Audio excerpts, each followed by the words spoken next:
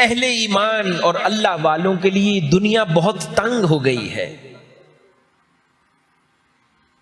اور جن کو اللہ سے کوئی سروکار نہیں، اللہ والوں سے کوئی سروکار نہیں، جو تاجدار کائنات صلی اللہ علیہ وآلہ وسلم کے زلف کے، آپ کے حسین چہرے اور مکھڑے کے پیاسے نہیں، ان کا اس دنیا میں کوئی کام نہیں، وہ دنیا میں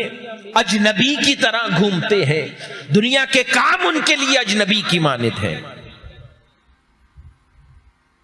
تو ایسے دور میں حاضرین گرامی، پھر یہ کتنی بڑی نعمت ہے تحریک منہاج القرآن کہ اس دور میں تحریک منہاج القرآن نے دور دراز جگہوں سے حضور شیخ الاسلام نے ایسے دیوانوں کو جمع کر کے ایک خاندان بنا دیا، ایسے دیوانوں کو جمع کر کے ایک خاندان بنا دیا ہے جن کی نگاہ میں دنیا کی بکت نہیں ہے، جن کی نگاہ میں دنیا کی کوئی قیمت نہیں ہے، جو دنیا کو اپنے پاؤں کی ٹھوکر پر رکھتے ہیں، ان کے لیے سب سے بڑا فخر تاجدار کائنات صلی اللہ علیہ وآلہ وسلم کی غلامی ہے۔ وہ صبح و شام چوکھٹے مصطفیٰ صلی اللہ علیہ وآلہ وسلم پر بسر کرنا کائنات کے ہر تاج اور تاجداری سے بہتر جانتے ہیں۔ جانتے ہیں کہ نہیں جانتے؟ جانتے ہیں کہ نہیں جانتے؟ حضور کی نوکری ان کے پاس ان کی نگاہ میں ہر بادشاہت سے افضل ہے۔ تو ایسے اہل محبت کو، ایسے صاف سینوں اور دل والوں، ایسی محبت والوں کو تحریک منہاج القرآن نے اس دور میں جمع کر دیا۔ اس لیے نہیں کہ ہمارا تعلق منہاج القرآن سے ہے،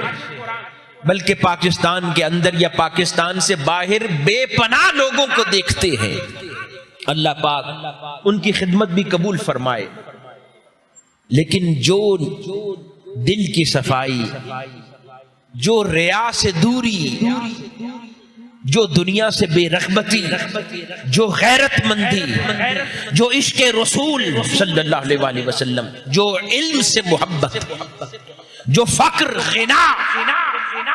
منہاج القرآن والوں میں نظر آتا ہے، وہ نہیں ملتا کہیں اور۔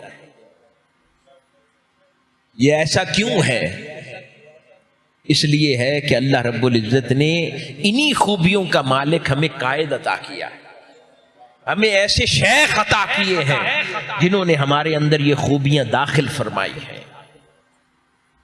تو ہمیں ایسا ہی بن کے رہنا ہے، کیونکہ اس دور میں اچھائی کا نمائندہ فقط منہاج القرآن رہ گیا، اس دور میں فقر کا نمائندہ صرف منہاج القرآن رہ گیا ہے،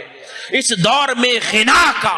اور عشق رسول صلی اللہ علیہ وآلہ وسلم جو بے ریا ہو، اس کا نمائندہ فقط منہاج القرآن ہے۔ تو اس کے ہر ایک نمائندے کو پھر ویسا بننا ہے،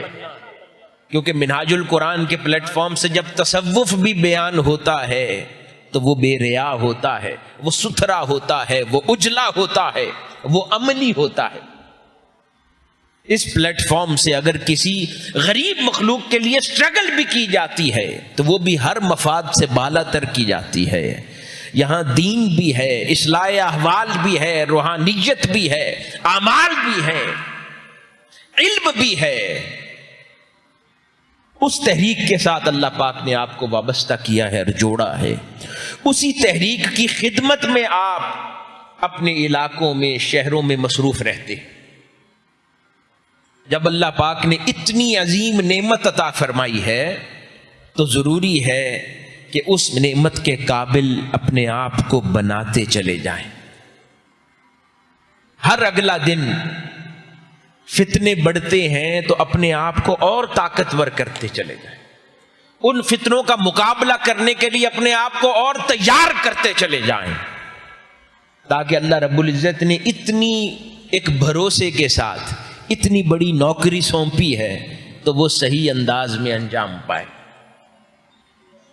اس کے لیے ضروری ہے کہ جس کام کی تبلیغ کرنے نکلتے ہیں اس میں خود پختہ ہو،